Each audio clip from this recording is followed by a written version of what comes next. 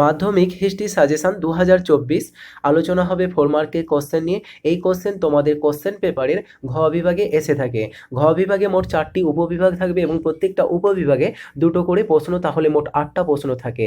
আর নির্দেশ থাকে প্রত্যেকটি উপবিভাগ থেকে অন্ততপক্ষে একটা করে প্রশ্ন নিয়ে মোট 6টি প্রশ্নের উত্তর দিতে হবে। তো এই ভিডিওতে তোমাদের ঘ বিভাগের জন্য মোস্ট ইম্পর্টেন্ট সাজেশন দেওয়া হবে প্রত্যেকটি অধ্যায় থেকে। দেখতে থাকো। চ্যাপ্টার 1 থেকে প্রথমেই যে প্রশ্নটা দেখতে পাচ্ছ, বিপিনচন্দ্র পাল তার 70 বৎসর আত্মজীবনীতে কি ব্যাখ্যা করেছেন।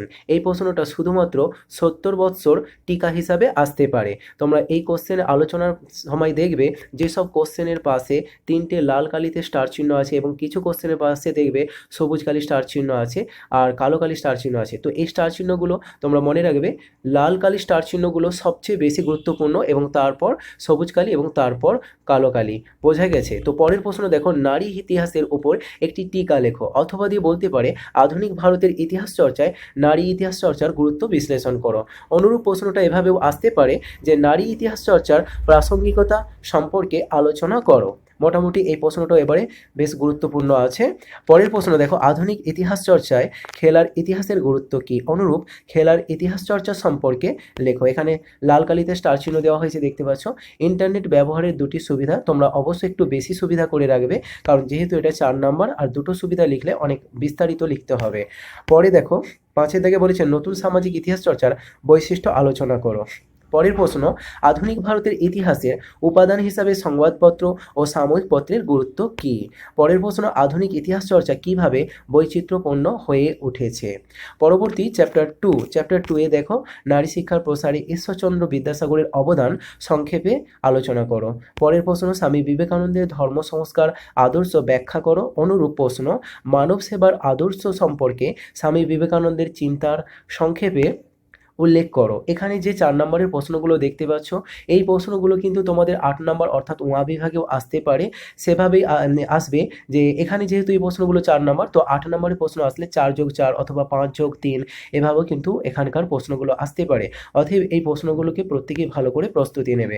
পরবর্তী প্রশ্ন দেখো, 3 নম্বরে বলা হয়েছে চার্লস উডের নির্দেশনামা, যেটা টিকা। পরের প্রশ্ন, নীলদর্পণ নাটক থেকে 19 শতকের বাংলার সমাজে কিরূপ প্রতিফলন পাওয়া যায়। পরবর্তী প্রশ্ন, শ্রীরামকৃষ্ণের সর্বধর্ম সমন্বয় এর আদর্শ ব্যাখ্যা করো। পরের টিকা বলা হয়েছে ডিরোজিও ও নববঙ্গ আন্দোলন। দেখো যদি শুধু ডিরোজিও বলে টিকা তাহলে একই উত্তর হবে, এবং নববঙ্গ আন্দোলন বলে যদি শুধু টিকা বলে সেক্ষেত্রে একই হবে। অনুরূপ প্রশ্ন আসতে পারে বঙ্গীয় নবজাগরণী ডিরোজিও এর অবদান। পরের প্রশ্ন, এদেশে চিকিৎসাবিদ্যার ক্ষেত্রে কলকাতা মেডিকেল কলেজ কিরূপ ভূমিকা নিয়েছিল। অথবা কলকাতা মেডিকেল কলেজ টিকা বলতে পারে। পরের প্রশ্ন, এদেশে ইংরেজি শিক্ষা বিস্তারে প্রাচ্যবাদী পাশ্চাত্যবাদী বিতর্ক, এটা টিকা হিসাবে। পরবর্তী অধ্যায় দেখো 3 নম্বর অধ্যায়। প্রথম প্রশ্ন, নীল বিদ্রোহ সম্পর্কে সমকালীন শিক্ষিত বাঙালি সমাজের দৃষ্টিভঙ্গি কেমন ছিল। পরের টিকা, সাঁওতাল বিদ্রোহ, কোল বিদ্রোহ, ফরাজি আন্দোলন, ওয়াহাবি আন্দোলন। এই অধ্যায় থেকে এই যে কতগুলো টিকা দেওয়া আছে, এই টিকাগুলো প্রত্যেকেই করতে হবে। দেখো এখানে স্টার চিহ্নটা যে দেওয়া হয়েছে লাল কালিতে, এটা শুধু ওয়াহাবি আন্দোলন না, এটা সম্পূর্ণ এই 2-এর দাগের উপর স্টার চিহ্নটা উল্লেখ করে দেওয়া হয়েছে। প্রত্যেকটা টিকা এখানে ভালো করে প্রস্তুতি নেবে। পরের প্রশ্ন, নীল বিদ্রোহের ফলাফল লেখো। এরপর বলা হয়েছে ঔপনিবেশিক অরণ্য আইন ভারতের আদিবাসী জনগণের বিদ্রোহের প্রেক্ষাপট তৈরি করেছিল, মন্তব্যটি ব্যাখ্যা করো। পরে বলা হয়েছে 1855 খ্রিস্টাব্দে সাঁওতাল বিদ্রোহ করেছিল কেন। দেখো এই সাঁওতাল বিদ্রোহ কিন্তু উপরে টিকা হিসাবে উল্লেখ করে দেওয়া হয়েছে, অর্থাৎ একই প্রশ্ন। পরের যে অধ্যায়টা দেখো 4 নম্বর, মহারানী ঘোষণাপত্র, যেটা 1858 কি বলা হয়েছিল। অথবা এভাবে এই প্রশ্নটা আসতে পারে, মহারানী ঘোষণাপত্রের ঐতিহাসিক তাৎপর্য কি। খুবই গুরুত্বপূর্ণ। মহাবিদ্রোহের প্রতি শিক্ষিত বাঙালি সমাজের মনোভাব কিরূপ ছিল।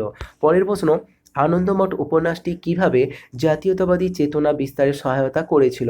তোমরা যারা এই 4 নম্বরের প্রশ্নের সাজেশনের ভিডিওটা দেখছো, অলরেডি তোমাদের 8 নম্বর এবং 2 নম্বরের সাজেশন ভিডিও দেওয়া হয়েছে, যেগুলোর লিঙ্ক তোমাদের সুবিধার্থে ভিডিও ডেসক্রিপশনে দেওয়া থাকবে, দেখে নেবে।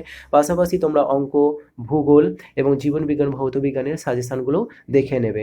পরের প্রশ্ন দেখো, স্বামী বিবেকানন্দের লেখা বর্তমান ভারত গ্রন্থে জাতীয়তাবোধ কিভাবে ফুটে উঠেছে? অথবা এটা বলতে পারে শুধু যে বর্তমান ভারত টিকা লেখো। বোঝা গেছে? পরের প্রশ্ন, হিন্দু মেলা প্রতিষ্ঠার উদ্দেশ্য কী ছিল? টিকা। ভারতমাতার চিত্রটি কিভাবে ভারতের জাতীয়তাবাদী আন্দোলনের প্রতীকে পরিণত হয়েছিল? মহাবিদ্রোহ ব্যর্থতার কারণগুলি উল্লেখ করো। স্টার চিহ্নগুলো লক্ষ্য করবে, তবে যেগুলোতে স্টার চিহ্ন দেওয়া নেই সেগুলো কিন্তু একেবারে বাদ দেবে তা না, সেই প্রশ্নগুলো তোমাদের প্রস্তুতি নিতে হবে। শেষমেশ তোমরা এই স্টার চিহ্নগুলোর উপর বিশেষ গুরুত্ব দিয়ে শেষ মুহূর্তে দেখে যাবে। পরবর্তীতে দেখো, মহাবিদ্রোহ ব্যর্থতার কারণ উল্লেখ করো। তারপর বলা হয়েছে ভারত সভা কবে প্রতিষ্ঠা হয়? এই সভার একজন প্রতিষ্ঠাতার নাম লেখো। কী উদ্দেশ্যে ভারত সভা প্রতিষ্ঠিত করা হয়েছিল? এই প্রশ্নটা এভাবেও বলতে পারে যে ভারত সভা টিকা লেখো। বোঝা গেছে? পরবর্তী দেখো, পরের যে অধ্যায়টা চ্যাপ্টার 5, তো এখানে বলা হচ্ছে বিশ্বভারতী প্রতিষ্ঠার ক্ষেত্রে রবীন্দ্রনাথ ঠাকুরের শিক্ষা চিন্তার পরিচয় দাও। পরের প্রশ্ন, ছাপা বইয়ের সঙ্গে শিক্ষা বিস্তারের সম্পর্ক বিশ্লেষণ করো। শিক্ষা বিস্তারে শ্রীরামপুর ব্যাপটিস্ট মিশনের ভূমিকা উল্লেখ করো। অথবা বলতে পারে শ্রীরামপুর মিশন প্রেস কিভাবে একটি অগ্রণী মুদ্রণ প্রতিষ্ঠানে পরিণত হয়। এই প্রশ্নটাও বেশ গুরুত্বপূর্ণ। মোটামুটি শ্রীরামপুর ব্যাপটিস্ট মিশনের ভূমিকাটা, পাশাপাশি এখানে যে প্রেস ছিল সেগুলোকে অবশ্যই ভালো করে প্রস্তুতি নেবে। পরে দেখো, টিকা বলা হয়েছে বসুবিজ্ঞান মন্দির, এর পাশাপাশি জাতীয় শিক্ষা পরিষদ, এই দুটো টিকা এই অধ্যায় থেকে প্রস্তুতি নিতে হবে। এরপর বলা হয়েছে যে কারিগরি শিক্ষার বিকাশে বাংলায় বেঙ্গল টেকনিক্যাল ইনস্টিটিউটের ভূমিকা কী ছিল?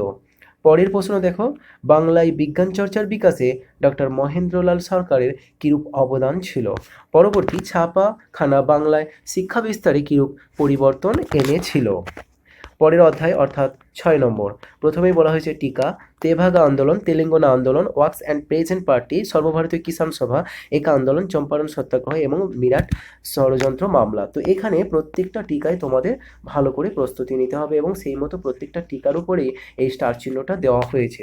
কোনো না কোনো টিকা এই অধ্যায় থেকে পরীক্ষাতে এসে থাকে। পরের প্রশ্ন দেখো, ভারতের বামপন্থী আন্দোলনে মানবেন্দ্রনাথ রায়ের অবদান কী ছিল? অথবা বলতে পারে শ্রমিক আন্দোলন, অথবা এই প্রশ্নটা এভাবেও আসতে পারে যে শ্রমিক আন্দোলন সম্পর্কে বামপন্থী নেতাদের দৃষ্টিভঙ্গি কী ছিল? তো সেখানে মানবেন্দ্রনাথ রায়ের অবদানটা বিশেষ করে উল্লেখ করে দিতে হবে। বঙ্গভঙ্গ বিরোধী আন্দোলনে সক্রিয়ভাবে কৃষক সমাজে যুক্ত ছিল না কেন? পরে বলেছে বঙ্গভঙ্গ বিরোধী আন্দোলনের সময়ে শ্রমিক শ্রেণীর ভূমিকা কীরূপ ছিল? কৃষক সমাজ এবং শ্রমিক পাশাপাশি দুটোই করতে হবে। পরের প্রশ্ন, শ্রমিক আন্দোলনের সম্পর্কে গান্ধীজির দৃষ্টিভঙ্গি কী ছিল? পরের প্রশ্ন বা চ্যাপ্টার 7, এখানে প্রথমেই আছে টিকা, বেঙ্গল ভলান্টিয়ার্স, বিনয় বাদল দীনেশ কেন স্মরণীয়, সূর্য সেন স্মরণীয় কেন, ভগৎ সিং অনুশীলন সমিতি, এগুলোকে প্রস্তুতি নিতে হবে। এরপর ভারত ছাড়ো আন্দোলনে নারীদের ভূমিকা উল্লেখ করো। সশস্ত্র বিপ্লবী আন্দোলনে নারীদের যোগদানের চরিত্র বিশ্লেষণ করো। এই ধরনের প্রশ্নটা 8 নম্বরের জন্য গুরুত্বপূর্ণ। দলিত আন্দোলনের বিষয়ে গান্ধী আহমেদ বিতর্ক নিয়ে একটি টিকা লেখো। অসহযোগ আন্দোলনে নারীদের ভূমিকা আলোচনা করো। সশস্ত্র বিপ্লবী আন্দোলনে দীপালি সংঘের অবদান বিশ্লেষণ করো।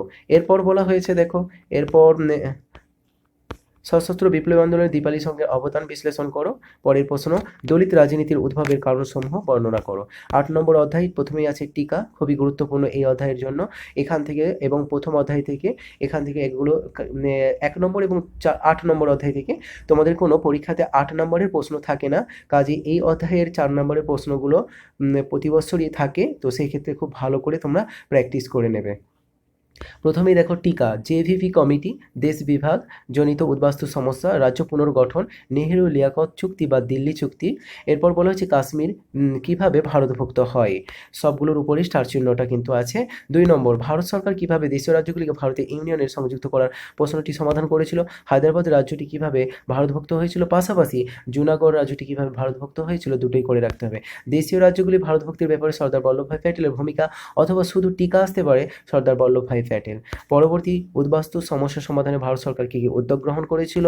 পরের প্রশ্ন, দেশভাগ পরবর্তী পাঞ্জাব ও বাংলার উদ্বাস্তু সমস্যার চরিত্রগত পার্থক্য বিশ্লেষণ করো। তো এই হচ্ছে মোটামুটি 4 নম্বরের প্রশ্নগুলো তোমাদের অধ্যায়ভিত্তিক আলোচনা করা হয়েছে। এই প্রশ্নগুলোকে প্রস্তুতি নেবে, পাশাপাশি 8 নম্বর 2 নম্বরের মোস্ট ইম্পর্টেন্ট সাজেশনের লিঙ্ক তোমরা ভিডিও ডেসক্রিপশনে পেয়ে যাবে, দেখে নেবে।